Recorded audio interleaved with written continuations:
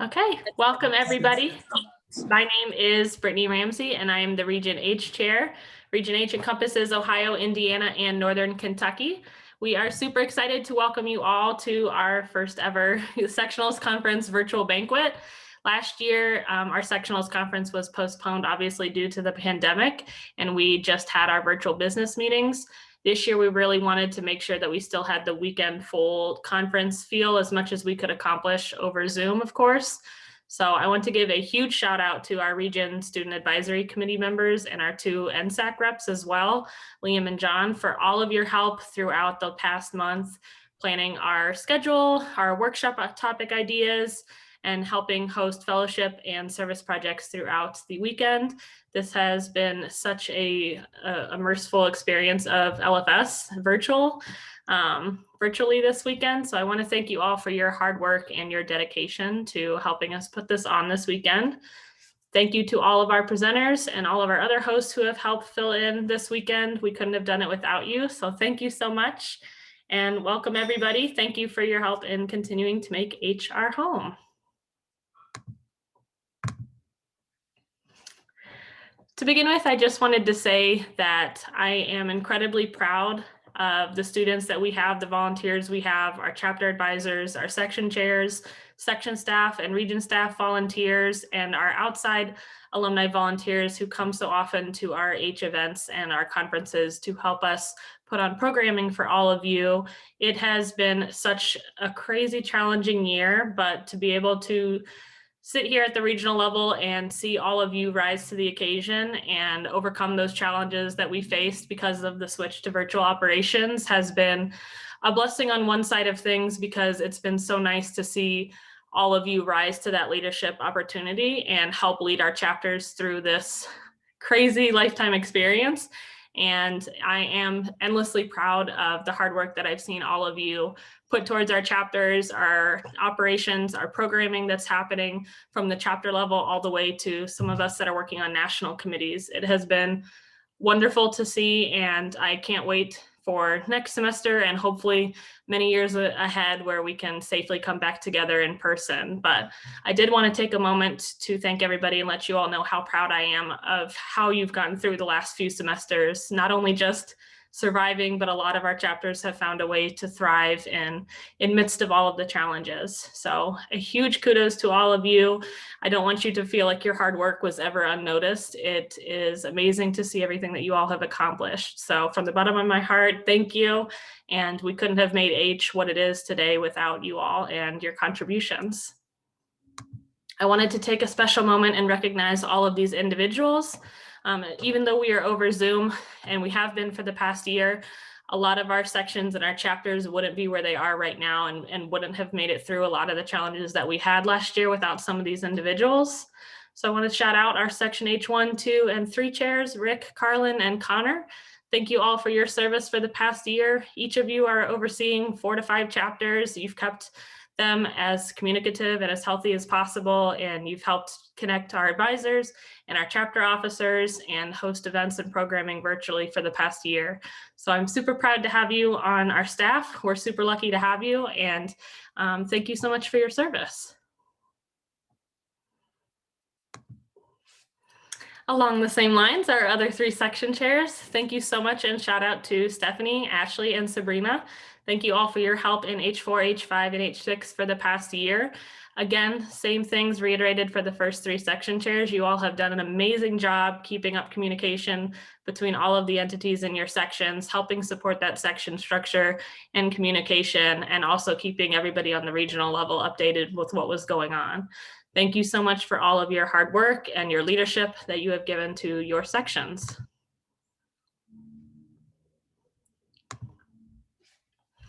Next, I want to thank our region staff volunteers. We had a couple new people join us this spring semester, so it has been renewed with a bunch of great energy. I want to especially shout out a bunch of our region staff members that have been with us for the last 2 years as well. Thank you so much to Rachel, who is our marketing chair, who has done a phenomenal job every single month with our beautiful e-newsletter. She has done such a great job helping with our new Rush banner initiative as well. I want to shout out our events chair, Phoenix. She will hopefully be helping us plan our in-person RVC this summer, if we're lucky, in Columbus. Kudos to our membership chair, Teresa, who is helping build a new subcommittee to focus on 3 different facets of our membership programming on the regional level. PD is our brand new extension chair. He was a Wright State petitioner, and he is now overseeing our extension program to help train new and future extension coaches.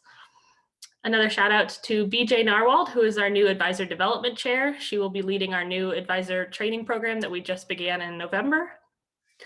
Tom has moved into the alumni relations chair position and will be leading our region alumni chair, our region alumni council this year. Deirdre is our brand new finance chair that joined us last fall and who is doing an amazing job at not only operating our region budget, but implementing us onto QuickBooks Online. So she is a financial wizard and we are super lucky to have her. And our brand new awards chair who just joined us last month is Caitlin Graver.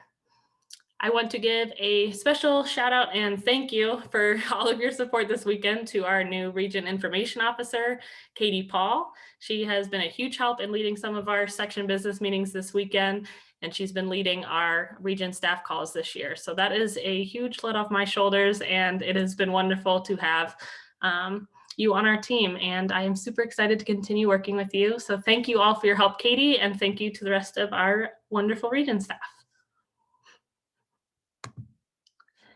Okay, next, I obviously always want to thank our advisors and volunteers as well.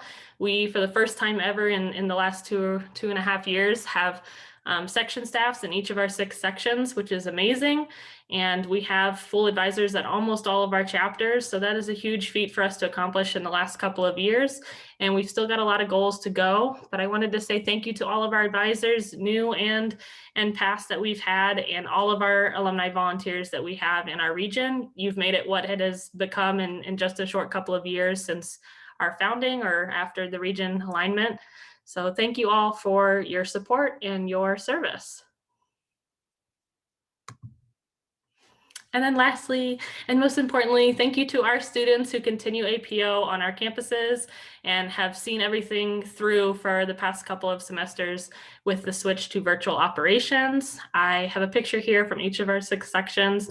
I wanted to make sure everybody was represented, and I just want to send a lot of love to all of our chapters and our extension groups and all of our students, actives, new members, and associates.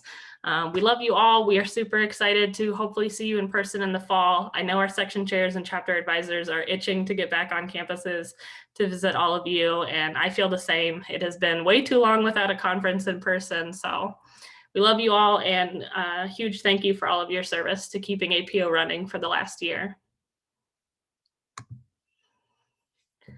And with that being said, I'm going to introduce our wonderful keynote speaker that we have joining us today. He gave me a very neat introduction that I could share with all of you. So I'm excited to share what we have for Brandon Fairchild, who is our National Membership Program Chair. Brother Brandon Fairchild is a RuPaul's Drag Race superfan, aspiring Instant Pot chef, Stardew Valley enthusiast, a gunkle, a frequent hiker, and an avid napper. A child of Southwest Ohio and a graduate of Center College in Kentucky, Brandon has now permanently settled on the island of Oahu in the storied archipelago of Hawaii, where he is currently completing dissertation research on houselessness, dispossession, and colonization. He is the proud little of brother Carrie Rader,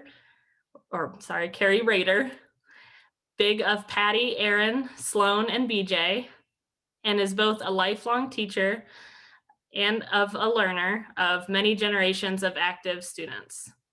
He is also currently serving as our National Membership Program Chair. So without further ado, I would love to turn things over to our Membership Chair, Brandon Fairchild.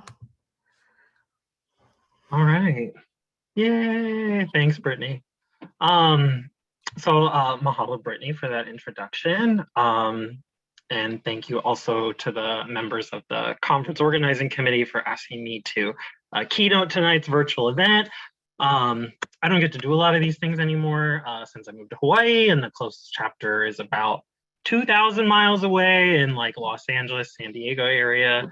Um, it's weird. I'm 2,000 miles away from all of you, roughly, and yet I think for many of you, I'm probably as close as any of your own chapter brothers have been over the course of the last year. Both of us appear just the same. We show up on your laptop when you open it up. We've mainly seen each other on screens as we've reckoned with this pandemic. We've had to hold each other virtually instead of physically when tragedy has struck our lives. Organized for community service events without our communities with us. And we've reckoned with racial, political, and social upheavals together, but alone, all at the exact same time. Bad news is as much a click away as our own brotherhood has been. And maybe you're like me and you've even like doom scrolled even at the exact moment that your brothers were arranged Brady Bunch style on your screen. Maybe some of you are even doing it right now, looking through news feeds that are just scary. Because everything comes all at once on these devices, all in the exact same way. And I think it's been hard for us to distinguish between everything. Obviously, all of you have thrived during this. You've kept our chapters going, but it's been a difficult year in which we reckoned, and I think we continue to reckon with both our present and our past. But I don't want to concentrate on the past and present tonight. There's been a lot of time for that, and I guarantee that there will and should be more of that reckoning. Instead, I just want to focus on the future.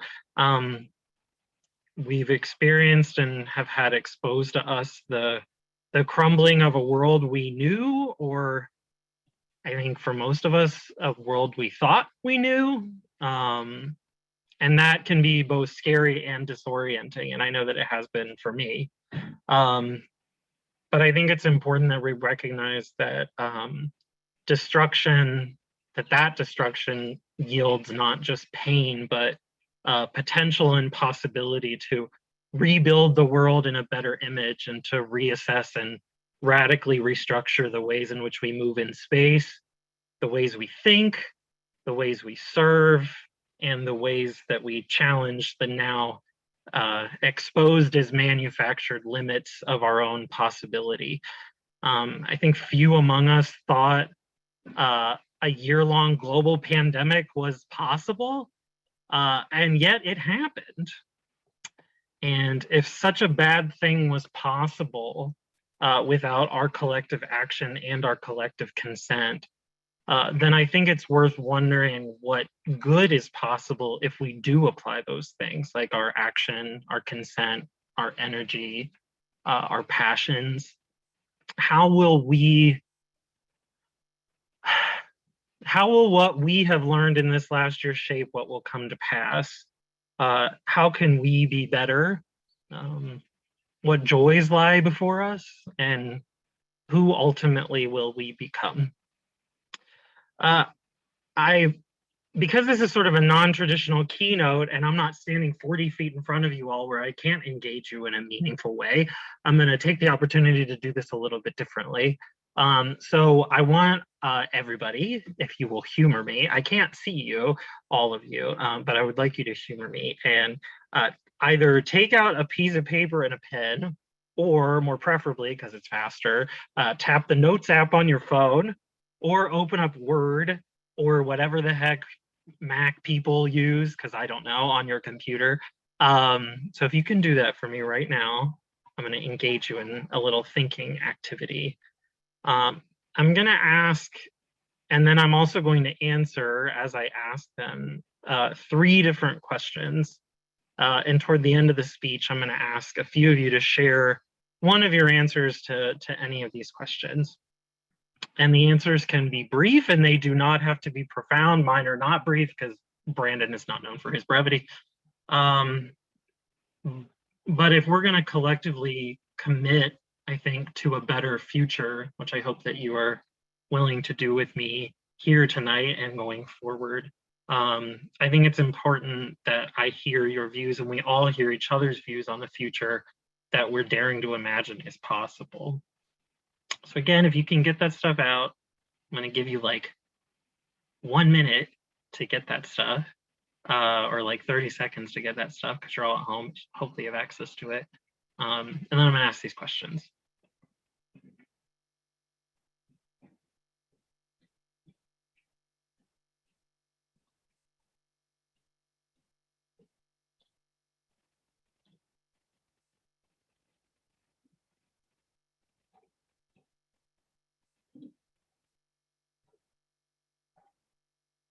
And Madeline, yes, you are hearing a section-wide Stardew Farm, just to clarify. 4 corners, we can do that now. Celebrate. Okay, let's get started on this thought exercise. Number 1, what values have become more widespread in the world of a future you imagine? And I'll talk while you guys fill some of this out. I live here in Hawaii, and through my own dissertation research, I work with a Native Hawaiian community, and because of that, and because of the broader influence of Hawaii, I think that my ethics have been heavily impacted by this place, and I think that when I imagine a world of the future, I picture 4 particular ethics that I think that have been sort of like emerged for me as being really important while we've gone through the last little while.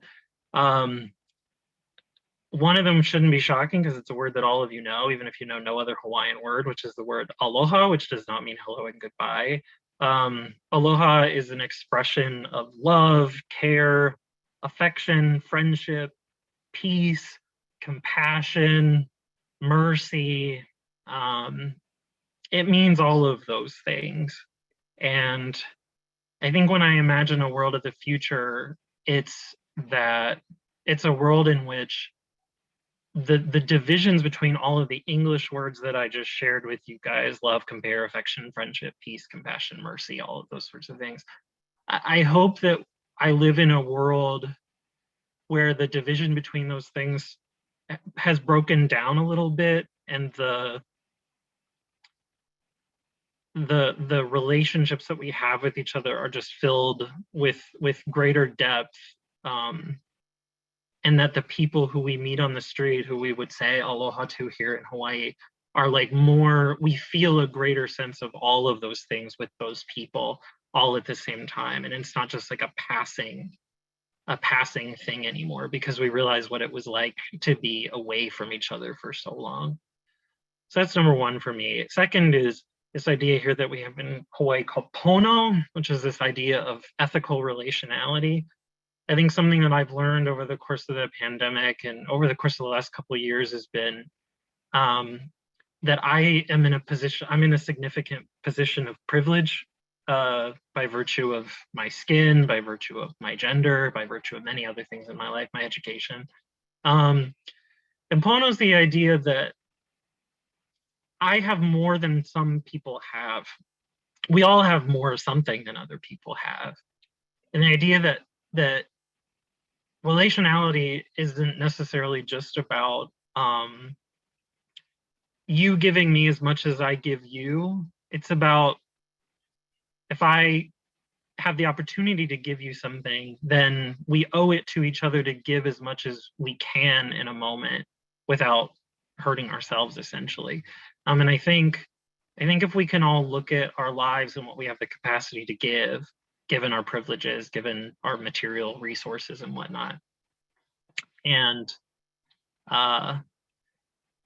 we think I can give that much, even if others can give less or some can give more, then I think that is a world where we're all more giving to each other and we're all more forgiving to each other. The third is this idea of kokua, which is unconditional service or attention. I hope that the way in which we give comes with less conditions in the future. And the fourth one that I have is this idea called laulima, which actually translates as many hands working together.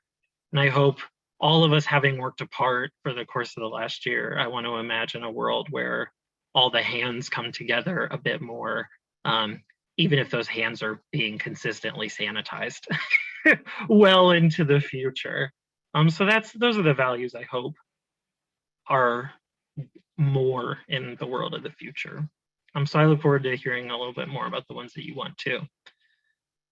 My second question, because hopefully you've jotted down some notes, is describe the future of someone you have yet to serve and how you have impacted them. So imagine somebody you haven't even met yet, but you did something that impacted them. What does that person's future look like because you did something? So I'm gonna give you mine, which is a man walks down the street in Honolulu, watching his two children run before him and holding the hand of his partner. He never thought it was possible when he was young, but he just walked out of a meeting where he became a homeowner here in Hawaii, the Aina, the land of his people and the ancestor of his line. When he was young, he thought that he would have to move away, that the cost of living and the encroachment of outsiders would either make him homeless or drive him out of his homeland, another kind of homelessness for Native people. But then an advocacy group emerged a few years ago, one which advocated for the housing rights of Native Hawaiians and refused to ignore the century-long shadow of dispossession and colonialism, or the modern scourges of poverty, addiction, corporate greed, and government complicity. That group had been relentless, and pressuring the legislature over many years secured greater access to housing funding for local families, expanded development of affordable housing in the islands, and guaranteed a firm commitment to the sacred right of Hawaiians to remain in their homeland. The man looks up at the sky and he smiles. He never got to meet any of those people, and he still hasn't, but he is grateful to them nonetheless. He saw a photo of that advocacy group once. Most were Hawaiian, but there was some white guy in glasses smiling like a doof in the background. Who was that guy? And how the heck did he get involved in something like that? Third question. How in the year 2025 do you look back at how 2020 made you a better person? I love deeper now. The possibility of losing someone was always there, but 2020 made me realize that I could lose everyone all at the same time. I call my friends more now. I host dinner more now. I hug more. God, remember when we couldn't hug? I greet aunties on the street and I ask them about their day, and I help them cross the street, not just because I think I should, but because I want the moment with them to last just a little bit longer, because humanity means more to me now, because I know that the touch of her arm as it hangs in the crook of my elbow is something that I once worried I would never get to experience again. I speak up and I speak out about injustices when I see them, unwilling to allow them to persist because I am too afraid, too safe in my own privilege to say anything. I look back at when I saw an old Asian man in 2021 be pushed to the ground and bloodied, when I saw a knee on George Floyd's neck, when I saw a woman catcalled in front of me and I didn't say a damn thing. I remember how the world beyond my own experience became my world because the world was shut down and compressed all at the same time. I am no longer quiet. I no longer find my silence to be acceptable. It's been years since I thought it was acceptable. And I still go outside all the time, still to this day. I remember when I made my room hellacious because I was in it all the time. And now I made my room and my home a sanctuary again after it was filled with so much animosity and sleepless nights during COVID times. I stare up at the sky like that man I just imagined in the future, and I do it often, and I smile while I go out for long, long walks. I breathe deeper now. God, do you remember masks? Okay, that's mine. That's the future I want. How about you? What's the future at the outer limits of your own possibility? You don't have to share all. I'm gonna ask you to share one. You can do the little raise hand thing. Maybe Brittany can help me. Tell me about the future you see and the future you hope exists while I shut out the sound of an airplane.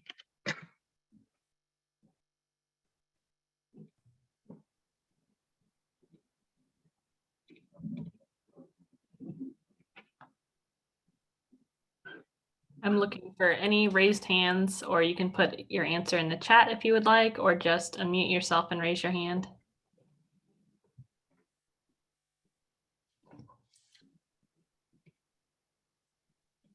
Maggie. Never shy myself. I'll in there. My answers are very short. My value is kindness. The impact I want to have is making others feel safe. And how I think this year's made me better, I'm more engaged politically, especially regarding social justice issues. In particular, I realize it's not enough to be a non-racist. I need to be an anti-racist, and I'm working on it. That's awesome. Thanks, Maggie. Jack, I saw you unmute. Yeah, I wanted to give my answer to question number one. What values do you want to see more widespread in the future that I imagine? I want to see just people value human life more than they do now, because to me, it feels like the world we live in, people just value the latest and greatest technology or getting the biggest profit or just anything other than valuing what their human neighbors, family members, and friends can give to them. And I feel like we need to learn to reconnect with each other once again and learn to love in ways that we have not yet learned to do. Yeah, I think imagining a love greater than the love that we even think is possible is really profound. Who else?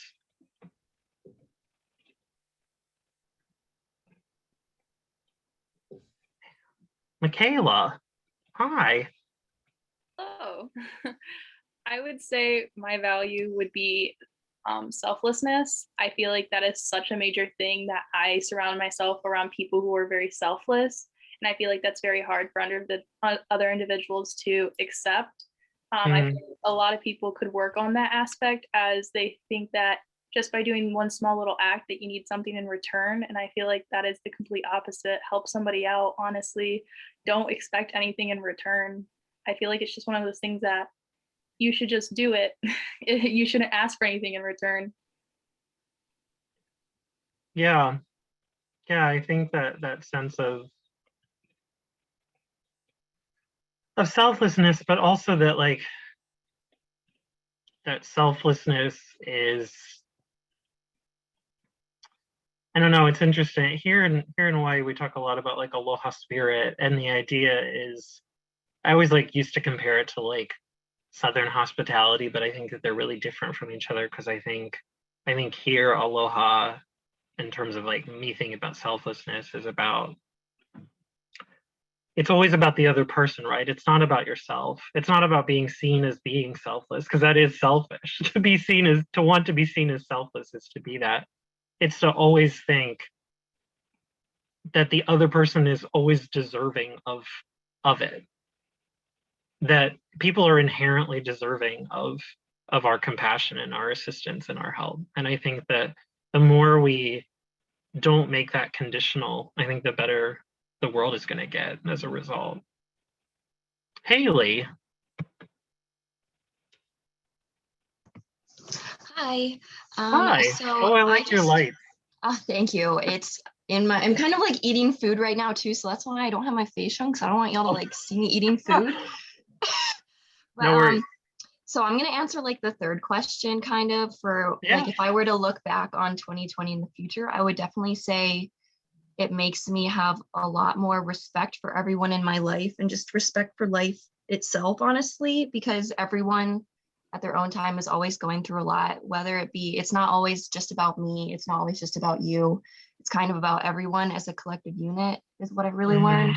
And that like a lot of people have lost someone during this time, or if you haven't lost someone, you know someone who's lost somebody in their family, which I think is just like a lot to appreciate, because like I lost my grandma during this pandemic, and it wasn't even from the pandemic, but it definitely, you know, from her going into hospice for 2 days and then dying those 2 days after that, like it's definitely made me realize how precious life is itself. Especially as a college student, it's not something I really think about all the time, if I'm being honest. I think, oh, the only things I stress about are exams and stuff, when in reality, there's a lot more that I should be thinking about instead of just myself and what I have going on. But then on a separate note, with something else I would look back on from 2020. I don't know if you guys watch TikTok or not, but I do. And TikTok, all the time, you see like jokes of like, especially with college students, like really just struggling with life and how they're so stressed out. They have no breaks or anything. Who doesn't? I see your comment. But it's just kind of making me think like we should have more respect for people who are going to be future professionals in the world, future business people and everything. That, you know, now during this time, we're not giving them a lot of slack and attention, but it's something I think we should really focus more on too. Thank you. Thank you. Carlin. Yeah, so I was gonna answer the third question. So Yeah. 2020 has helped me realize that in some situations and with some people, I need to be the one to reach out. If I can tell a friend's going through a rough time, or if I'm having a problem with someone, I need to be the one to come forward and talk to them about it. Like I can't just sit back and expect them to talk to me. Like I need to be there for other people, even though like I didn't lose all that many people in the pandemic. It's still, I know several people who have lost family members. So I just want to reach out to them. So what you're saying is not that you, and I and this is what I'm going to challenge everybody. I'm going to challenge Haley to do it too on this third question. I think it's about, you will be that person, right? Not just that you hope to be. I think now you commit yourself to the future that you have determined will happen, and you say, like, I will be the one to reach out, right? I will reach out more. I do reach out more. 2025 me does that. And I'm going to manifest that into reality. Because you can do that. There's certain things you can't manifest, right? We can't like manifest the pandemic away or something like that, but we can choose to do that. And I think that I think it's great that you want to. And I'm excited to see 2025 you. I'm excited for you to reach out and say, hey, Sanchi, hi again, friend. Hi. Okay, so I'm gonna sorry about my camera. My Wi-Fi hates me sometimes. But I'm gonna try to answer the last question. Sure. And so for 2025, I think I'd be holding on tighter to familial bonds and like making sure I keep touch and like not letting like little anxieties or little fights, you know, lead to weeks of not reaching out. And then knowing that relationships and friendships can stretch but not break over distance and like mediocre internet connections.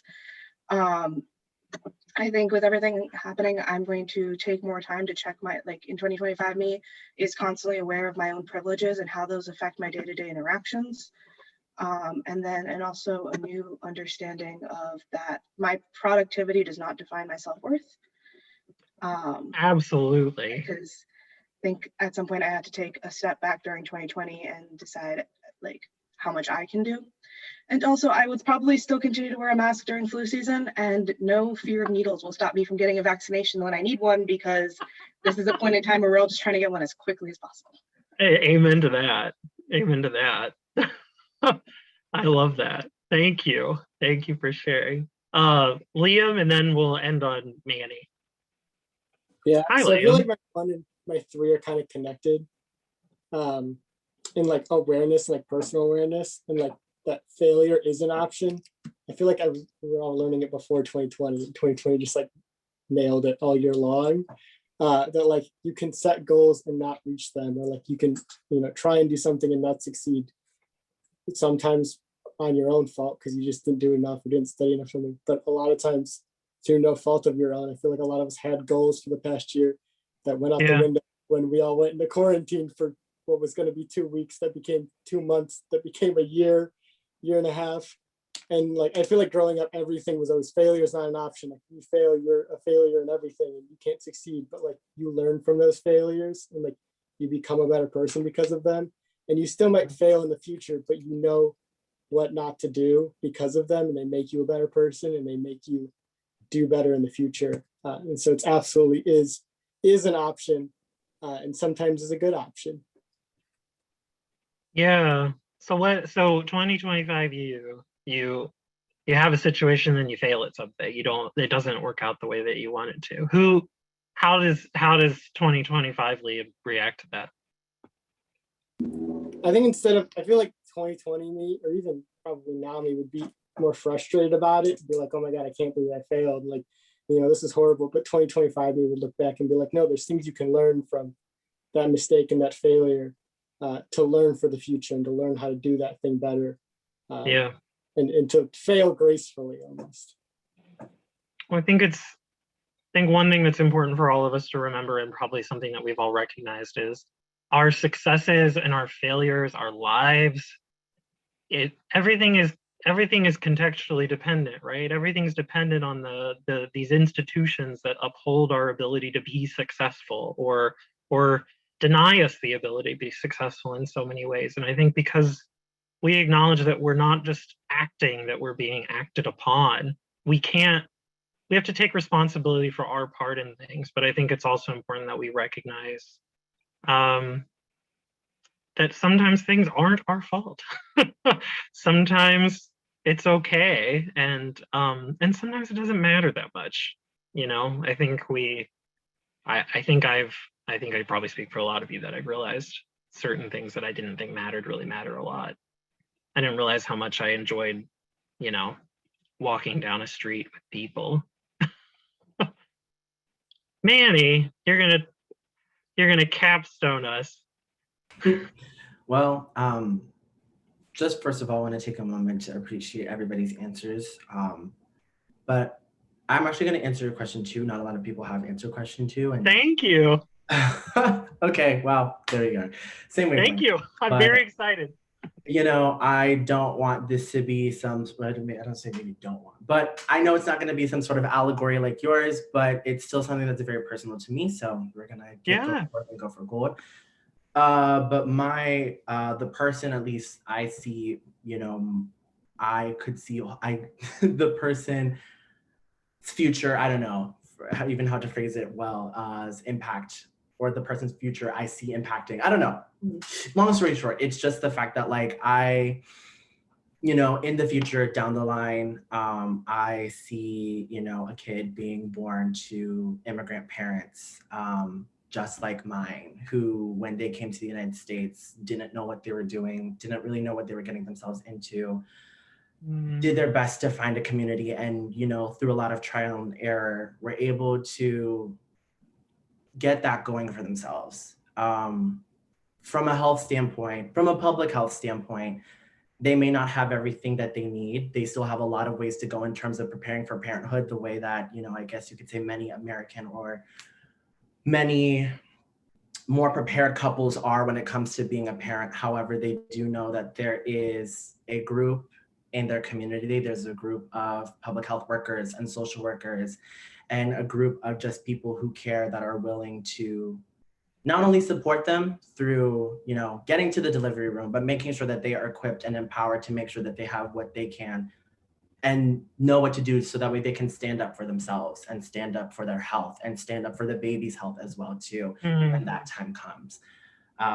Making sure that no language barrier, no socioeconomic factor, no education experience can prevent them from living their fullest actualized dreams. You know, their American dream looks different, and that is more than okay. It is still 100% valid because it's still them at the end of the day. And where I factor in, maybe I was an intern, maybe I'm leading a team, maybe I'm actually meeting this couple, you know, straight up and helping them through, you know, those final days before they go to the hospital and that day comes. Or maybe I'm meeting with them afterwards and telling them about next steps.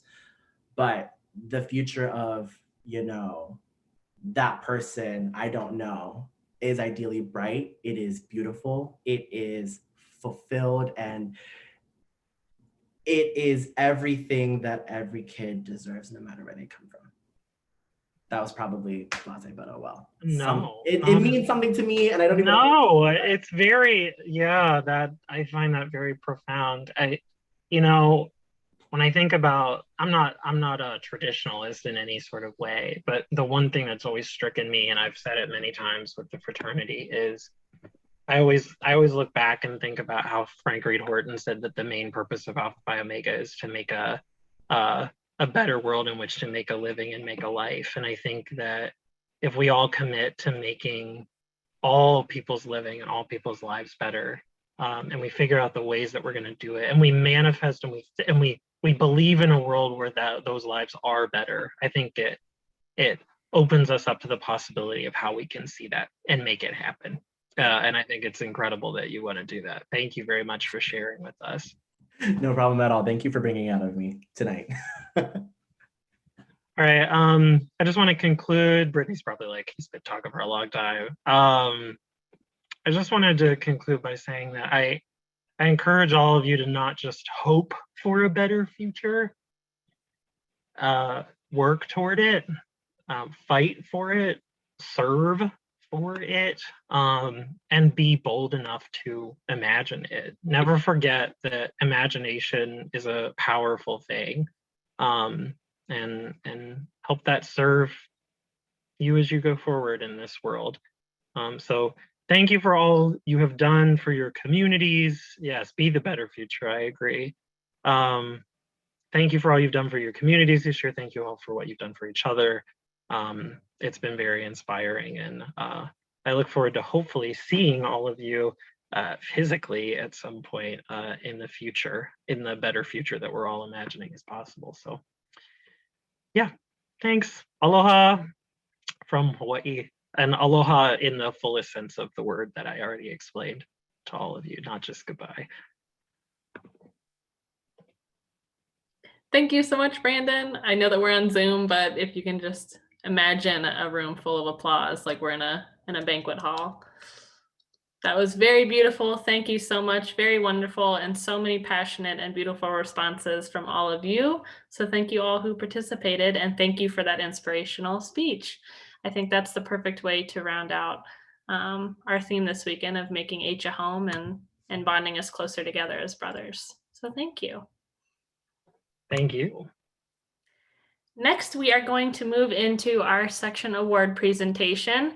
I have a slide for each of our sections, 1 through 6, and I will turn over each slide to each of the current section chairs, to present our 2021 section awards. So to get us started, we have our section H1 chair, which is Rick Casado Jr. Rick, can you unmute yourself and share your camera if you like? Yeah, sorry, my heart went dark. Hi, everyone. Happy Saturday. Very excited to be here at our conference with each of you. Again, looks a little bit different, but H1 will be having a special business meeting for awards like this month to take a moment to spotlight all the great work that our chapters have been doing. So we have 4 current active chapters. So we have Alpha Gamma at Purdue, Delta Chi at Ball State, Tau Omicron at IUPUI, and Alpha Tau at Butler University. And we also have started an extension effort this this year/semester at the University of Indianapolis as well. And I think even though a lot of our chapters have really struggled with membership, as they are smaller, they've continued to pursue and push past the boundaries that their institutions have had, whether that's been closing and reopening multiple times, or continuing to think about how they can re-examine the brother experience. And so we are very excited to present those awards later on this month. So thanks everyone, and great job to our chapters for a great year. I'm excited to see what they continue to do upcoming. Thank you, brother. We will move on to section H2, which is Southern Indiana. Carlin, if you would unmute yourself and turn your video on if you like, I will pin yours as well.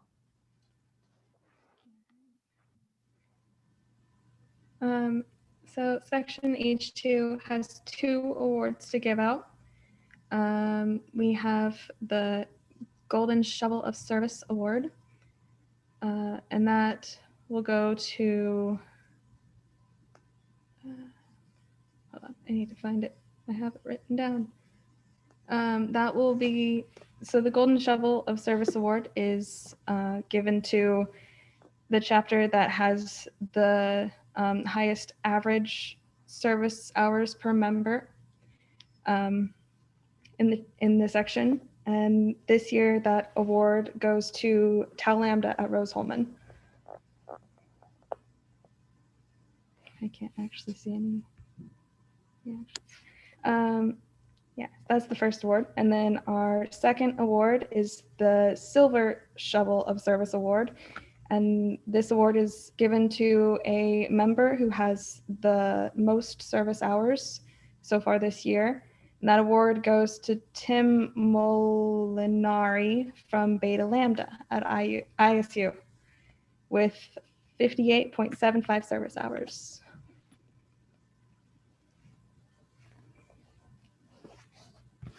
Perfect. Thank you, brother. And next we will move on to section H3, which is Northwest Ohio. Connor, if you will unmute yourself, and if you want to turn on your video, I will pin it.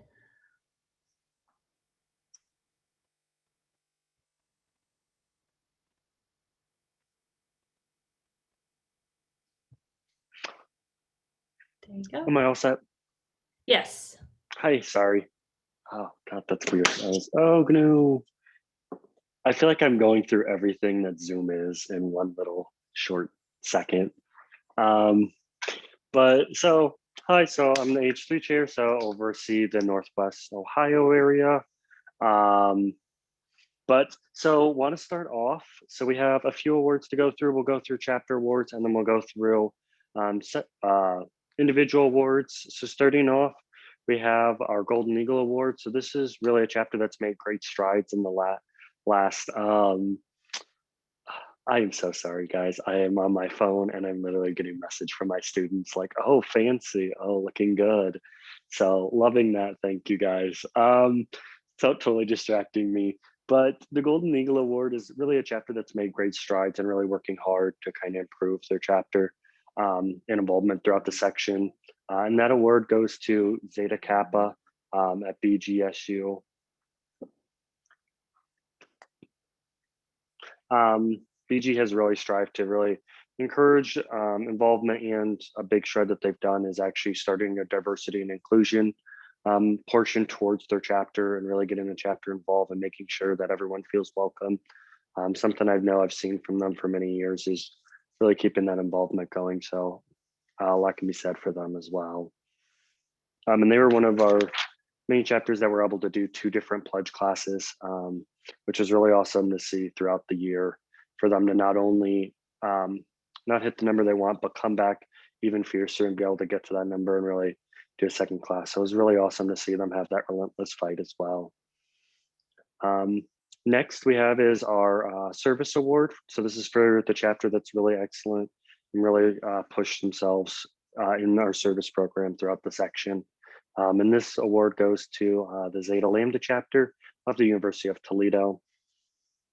So they've really pushed really well and really impressed even this last semester with reaching over 500 service hours as a chapter. So really they've had their numbers kind of decrease, but really just to do that much virtual service and having many brothers be in almost 100-hour club, and then also have their pledge class as well hit over 100 service hours, which was really awesome to see as a group, to see so much service being pushed, especially in such a virtual environment and not being able to really go too far. So it was really awesome to see the great work that they've done as well. I can't see if anyone's clapping, but I'm going to assume so. And then so nextly, we have our Brotherhood Award. So this is for really brothers that have pushed fellowship and involvement. And that goes to our AEB chapter at Ohio Northern University. Go Polar Bears. So we might not find those in Ohio, but you will find a lot of brothers that love fellowship and love bonding. For this, they actually, during this time, pre-COVID, hosted our formal for our whole section. So that was a really awesome, great event that they did.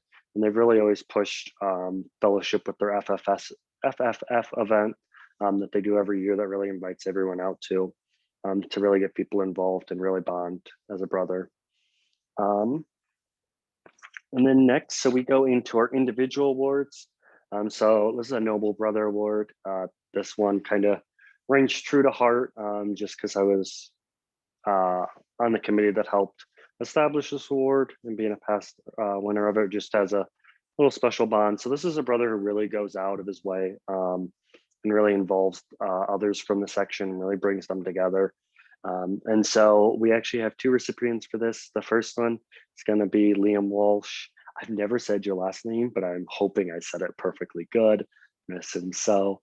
But Liam's really been great. He's actually was our RSAC representative and is currently our is the region NSAC representative. So it's really awesome to have someone from our section be able to represent the country, but also he's always someone who's fun, open, and probably the first one to speak and talk and really get to know all of our brothers from the section. So it's really been awesome.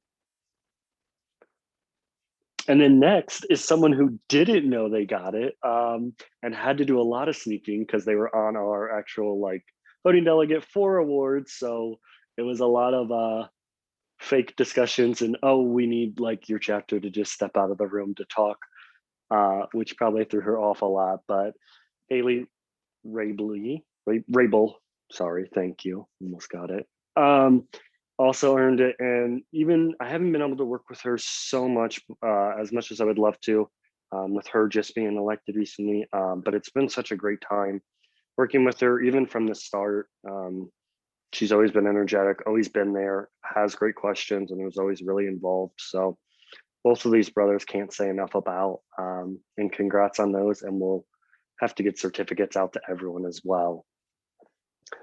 Lastly is going to be our Blue and Gold Award. So this is for our advisors, and really just to highlight them and some of the outstanding work that they do. It's not only advisors, alumni also can get this, but these 2 do happen to both be advisors. The first is going to be Danny Beamer from the Zeta Kappa chapter at BGSU. She's really been a great person and great backbone for that chapter.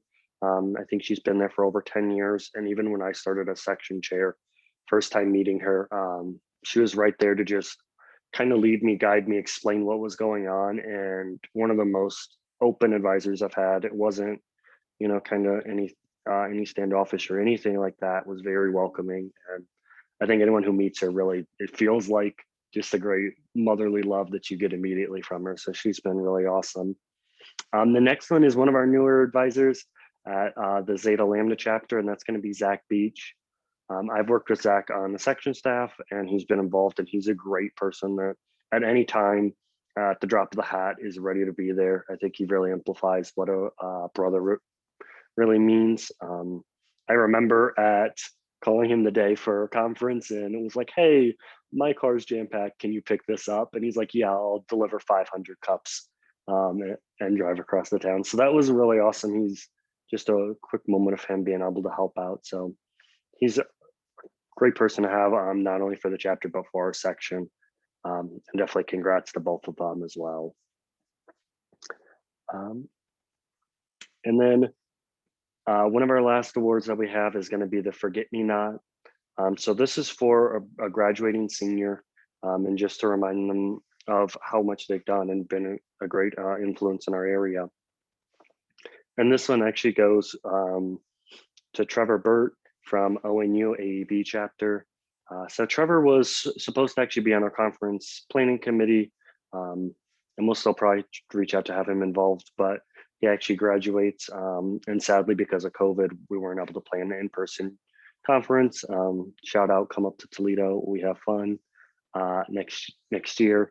But Trevor's really been just a great fun person. I think Liam can attest to this because they got there early and spent maybe like 2 minutes together, and you would have thought that they had been friends for 10 years, just from the bond that they kind of had so quickly. So it's really great to see and be recognized as well. And then lastly, so I have a whole surprise for kind of the section, and was supposed to present this in person, and it was going to be a big grand thing. So this is for chapter of the year, and we made a little special, like little award plaque. I'm trying to make sure that it doesn't, you don't see a reflection, but it says age 3 and everything on that. And that's been a great little thing, of a little thing I just wanted to kind of show for us. And our chapter of the year goes out to Zeta Kappa at, oh, can you see it? At BGSU. So they've really worked hard this year and really done a lot of great things. And BG has gotten double diamond for 2 years running now for COE and PPOE.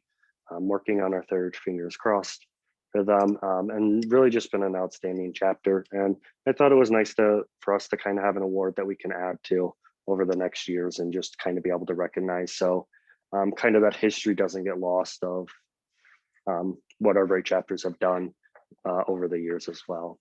And that is all I have.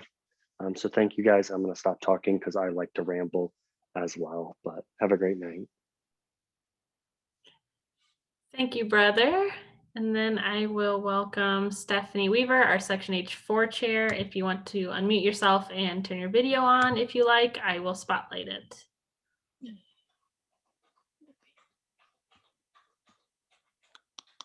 Hello. We have 2 individual awards.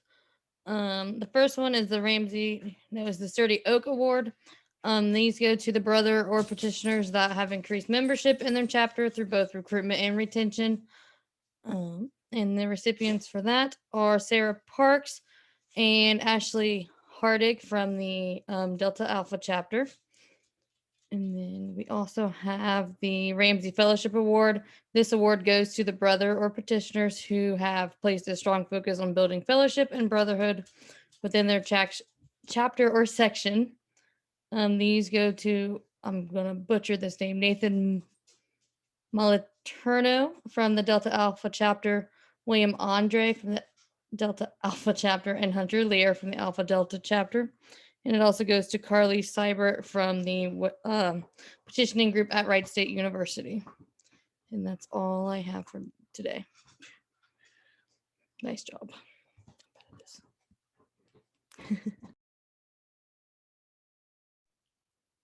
Awesome. Okay, and then we will move up, and sorry, H4 is Southwest Ohio and Northern Kentucky.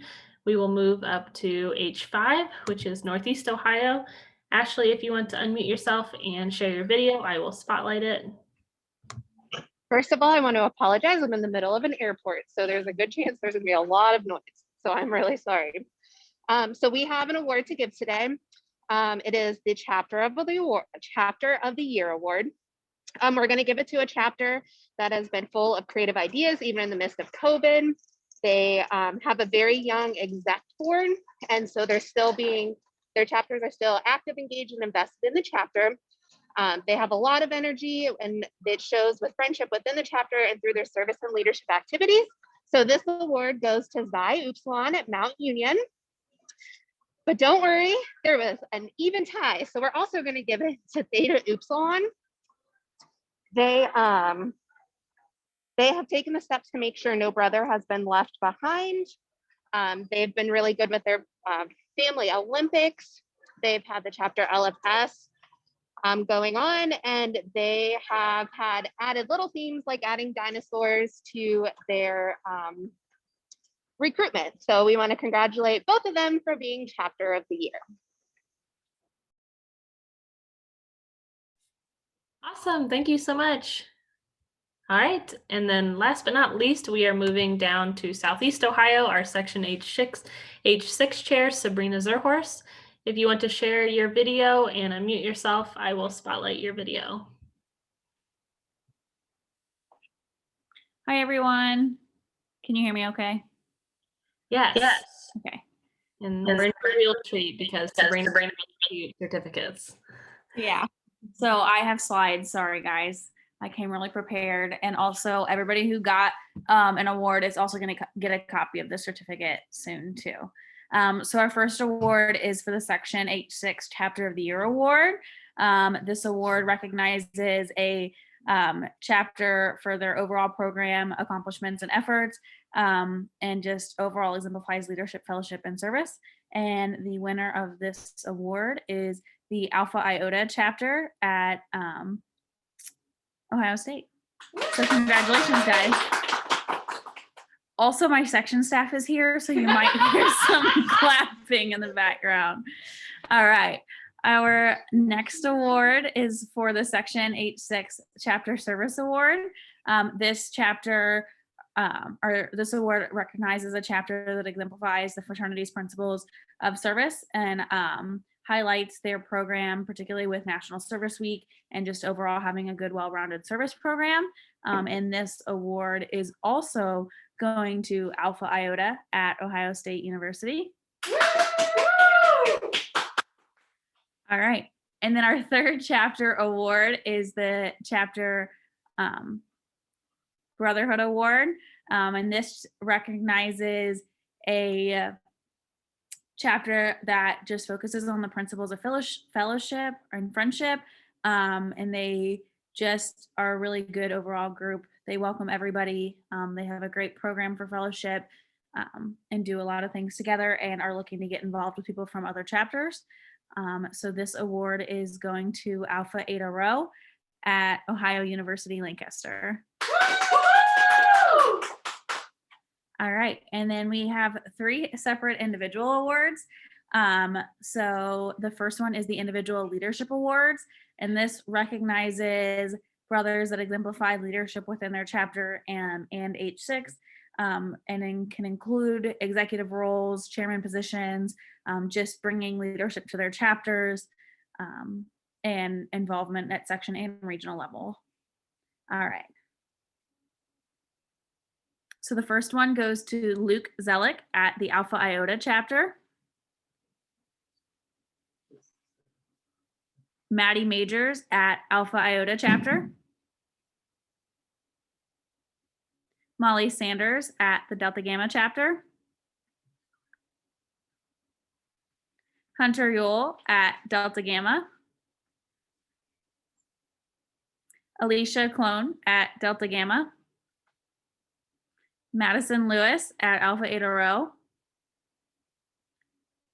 And Adam Tippett at Alpha Eta Rho.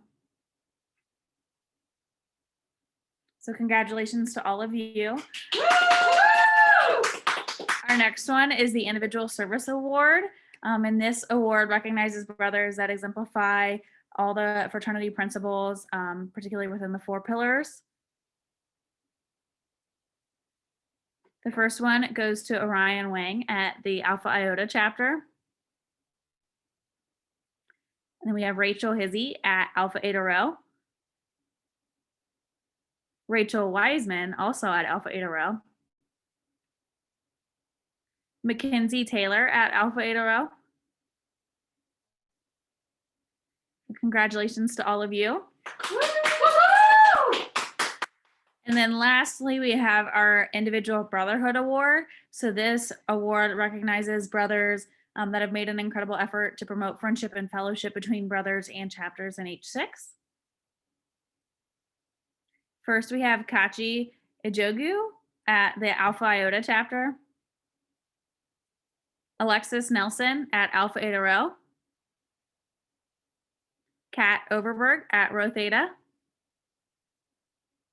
Belle Schaefer at Delta Gamma. Alice Schmeisen at Delta Gamma. And that is it. So Congratulations to all of you. I was really impressed with all the nominations I got and well-rounded and the amount of effort that went into them. So thank you guys for recognizing each other. And I'm so proud of all of you this semester and everything you guys have accomplished. Perfect. Thank you, Sabrina. Thank you, brothers, for all of the awards, and congratulations to all of our winners. Round of applause virtually. Thank you for Section H6 staff for helping in there to give us that ambiance. I appreciate it. So we are going to move on to the last piece of business for our banquet tonight, and that is our section chair officer installation ceremony. I am super glad that we are doing this during a banquet, because last year we just had business meetings and we didn't really get to have a nice format for all of our section chairs to be installed together. So tonight will be really special. Hopefully, even though it's virtual, can I have all 5 of our newly elected section chairs and our current H1 section chair as well? Turn your videos on and unmute yourself. If you haven't seen the announcement, we had elections and we re-elected all of the sitting section chairs for H2 through H6. We have a sitting chair for H1. We weren't able to hold an election because they didn't meet quorum for their meeting today, but I'm going to go ahead and install Rick because we didn't really install anybody last year, and he will remain sitting in the chair position until we host an election. Okay, is everyone ready? H1, Rick, is your mic on? Are you ready? Yes. Perfect. Carlin, H2. Yep. Connor, H3. Yep. Stephanie, H4. Yep. Ashley, H5. Yep. And Sabrina, H6. Yep. Okay, here we go. This is my second time getting to do this, and it's super exciting over Zoom, so bear with me.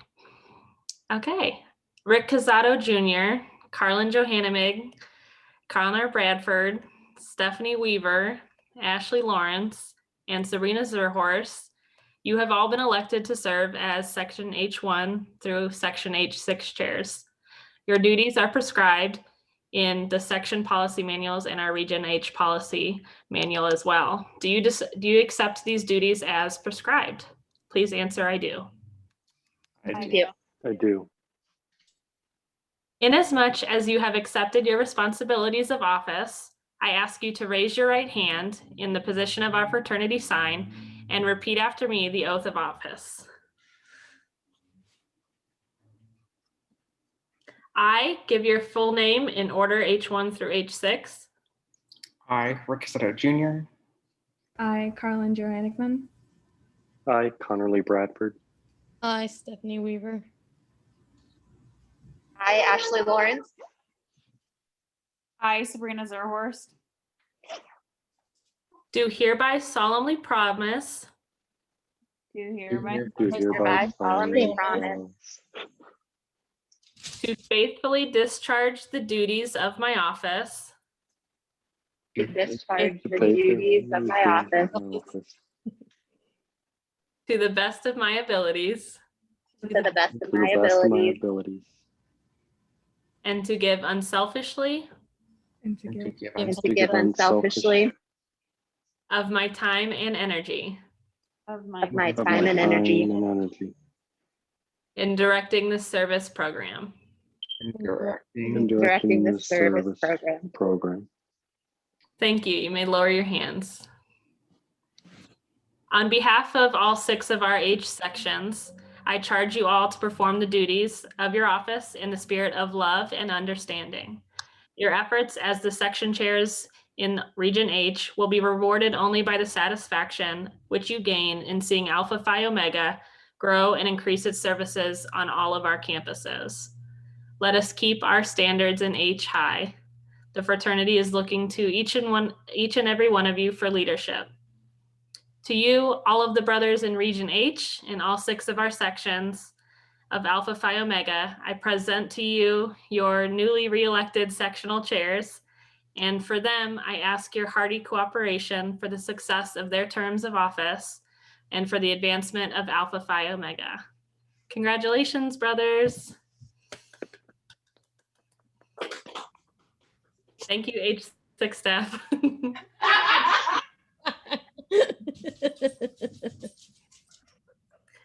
Thank you, brothers, for participating. Let us now form our fellowship circle to end the evening. This is always a blast to do virtually, so we will do our best. Just imagine everybody together. The fellowship circle is one of the safest spaces that you could ever possibly find yourself, in a room surrounded by brothers who love each other, and especially in H with our family and our home here. So I'm going to try not to get teary-eyed over Zoom because that doesn't make a lot of sense.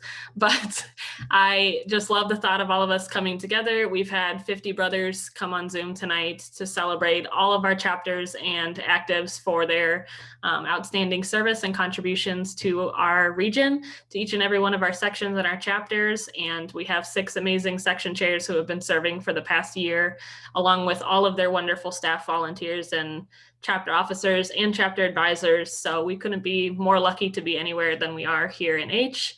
And thank you for all of our outside guests in the fraternity that have joined us. Maggie from up in Michigan and Brandon from all the way in Hawaii. I know Spree joined us from New York, and we had quite a few other visitors as well. So we love having you all here.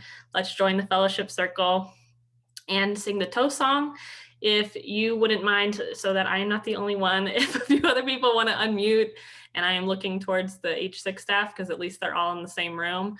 If you all would help lead us in the toast song, that would be wonderful. I'm going to wait for a couple people to unmute us so that we can have more voices than just mine. I'll give you that gift. Oh, wait, we're on camera now. Oh, perfect. All right, Section H6 staff in Columbus, can you all lead us in a toast song tonight? On your count, whenever you're ready. Here's to Alpha Phi Omega, loyal brothers we, true to self, to each other, immortal loyalty, daily working to strive evermore to be. True to Alpha Phi Omega, our fraternity, brothers clasped hands above, strong the circle we, ever mind, clever serve, all humanity. Now we raise our grateful voices in our song to thee. True to Alpha Omega, may we always be.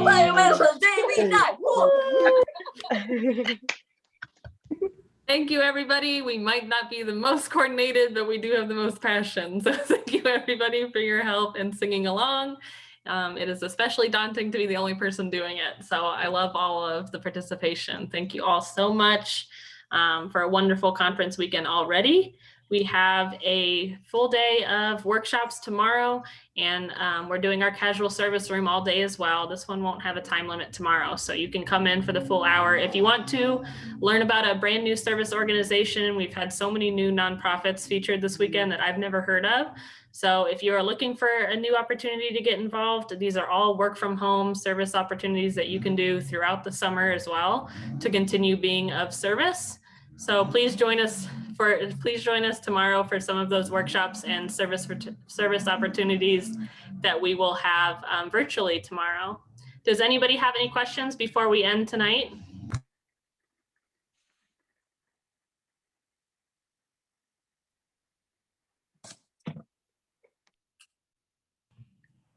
Okay, seeing none. Tomorrow, all of the links will still be on our Region H website. I believe we start at 10:30 a.m. with our first workshop. And if you are unable to attend anything live, everything is going to go up on our YouTube channel for the region. So we have a giant video library. We put all of our recorded sessions on there so you can check them out. And stay tuned on social media and our website for any announcements or any updates that happen. Thank you all for joining me. I put Katie and I's email here if you ever need anything, and my phone number. And then please follow us on social so that you can stay up to date. We post there almost daily. Thank you all for joining us. Shout out and congratulations to all of our winners again, and congratulations to our 6 section chairs. And thank you so much, Brandon, our wonderful keynote speaker of the night.